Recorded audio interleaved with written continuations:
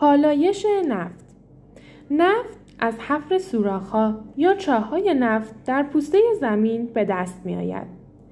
زمانی که چاهی از میان سنگ‌های حامل نفت حفر می‌شود، معمولاً ابتدا گاز طبیعی با فشار زیاد خارج می‌شود و پس از آن نفت خام در اثر فشار گاز خارج می‌شود.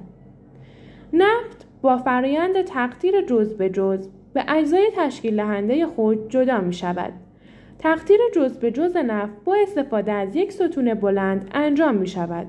همانطور که در اینجا نشان داده شده است، نفت خام تا دمای حدود 400 درجه سانتیگراد در یک کوره گرم می‌شود و بخارات تشکیل شده از این طریق به ستون بلند منتقل می‌شود.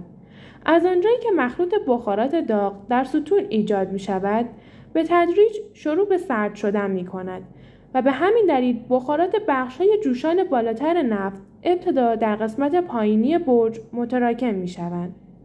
اما بخارات بخش‌های با نقطه جوش کمتر به سمت بالا می‌روند و بعداً متراکم می‌شوند. بالاترین محدوده جوش در پایین‌ترین قسمت برج جمع‌آوری می‌شود. بخشی که کمترین دامنه جوش را دارد در بالاترین قسمت برج جمع‌آوری می‌شود. بخش‌های مختلفی که از تقطیر نفت خام به دست می‌آید در این بخش نشان داده شده است.